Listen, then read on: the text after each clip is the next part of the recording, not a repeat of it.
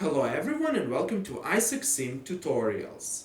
In this first tutorial, we explained how to correctly install Isaac Sim environment and software on a Windows computer and how to start with robotics modeling in Isaac Sim.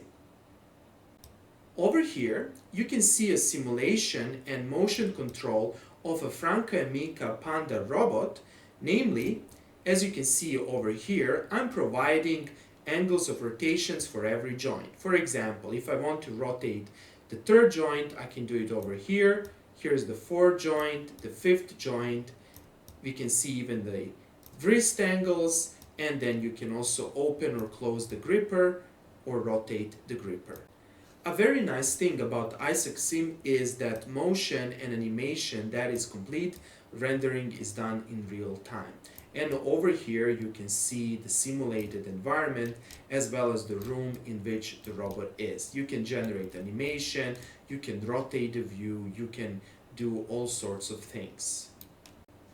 In this tutorial series, we will provide a thorough coverage and explanation of Isaac Sim, and in the future video tutorials we will also explain how to link Isaac Sim with ROS and how to control Isaac Sim simulation by using ROS 2. Open your favorite browser and search install Isaac Sim. Then go to this web page, make sure over here that you select the newest version, and let's download Isaac Sim. I will also provide a link to this web page in the description below this video tutorial. Find this section Quick Install and click here. Then select here Windows Operating System and this file will be downloaded. This is basically a zip file. Save it in the Downloads folder and now wait. It's going to take a while to download everything. You can see that the file is around 7 gigabytes. Consequently, be patient. Next, go to your C drive and here on the C drive create a new folder by clicking here, then click on New Folder and call the folder as Isaac-Sim. The next step is to copy the file and to extract the file inside of this folder. For that purpose, open a new File Explorer, go to Downloads, here is the file, copy this file. You can erase later on the file once it's copied to save space and paste it over here inside of this folder. Then let's extract this file. To extract the file, simply click here and click on Extract All, and over here make sure that you erase this and just do this and press Enter, and this will start the extract process. Note over here that it's going to take a while to extract everything, since as you can see here we are dealing with around 10 gigabytes of data. So consequently in this step you have to be very patient. Once the file is extracted, you will see these folders and these files. Next you need to locate this file called Isaac-Sim.selector. This is a script file that will start the selector app for Isaac Sim. So double click on this file and click on Run, and you'll see that a bunch of scripts are running in the background, and click over here to see what's happening. Here the system should recognize your GPU. In my case it's RTX 3090.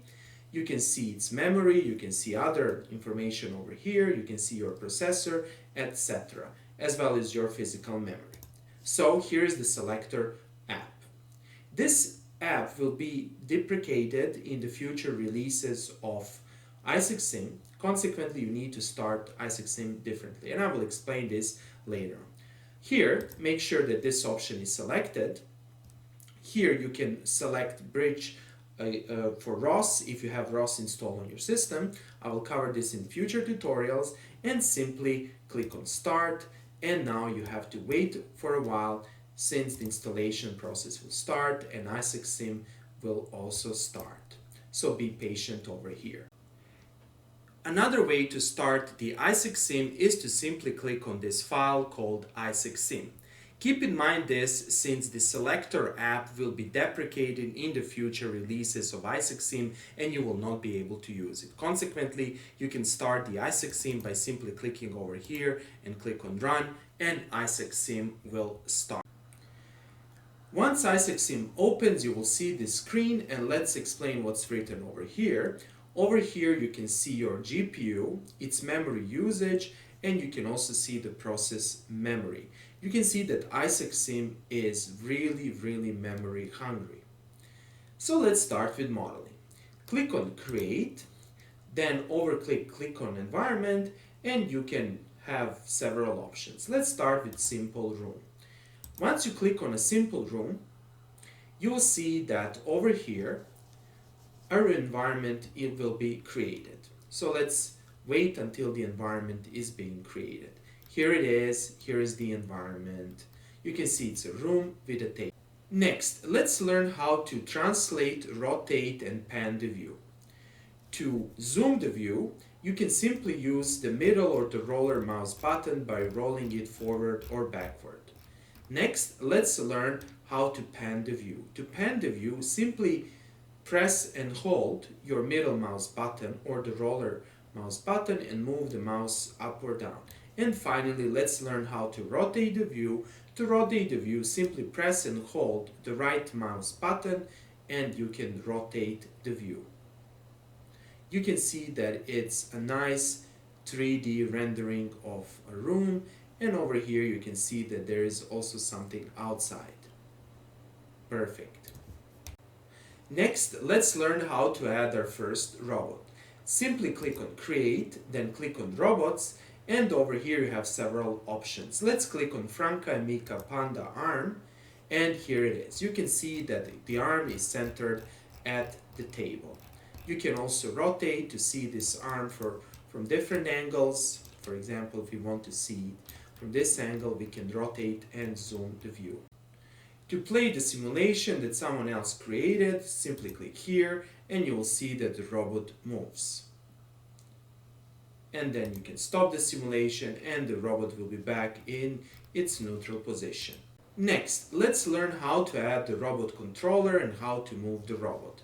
First of all, click here to stop the simulation, then go on Tools, then go on Robotics, and then over here click on OmniGraph Controllers and click on Joint Positions, and then click on Add. Make sure that you select the Franka robot over here. Make sure that you select and click on Select, and that's it, and click on OK.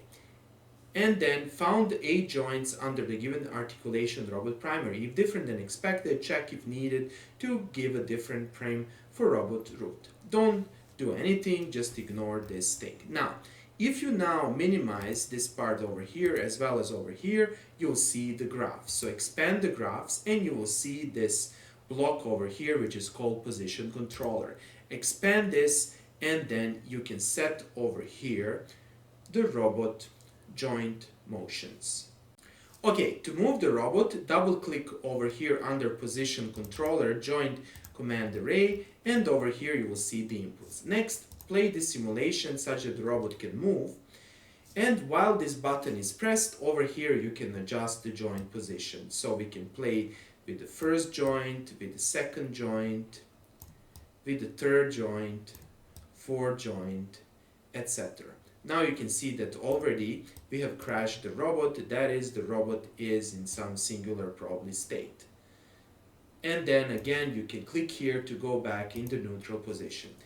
What is the difference between this simulation and the simulation in other software? Here the robot is actually being simulated, that is, its physical motion is being simulated. And you can notice over here that I memorize the motion. So you can again click here and then we can manually adjust here the positions, or you can reset everything over here to 0, 0, 0 to return to the neutral position.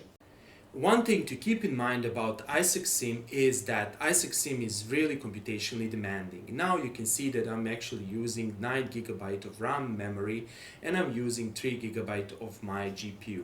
If I click over here, probably the memory usage will decrease, and in the background you can still hear my fan. Now if you go to Task Manager and if you analyze my CPU usage, you will see that NVIDIA Omniverse kit, which is actually Isaac Sim, consumes around 10% of my basically CPU. If I now click on the play button and simulation is running, you can observe that you're using in the peak time even 25-30%, maybe even 40% of your GPU, or better to say CPU.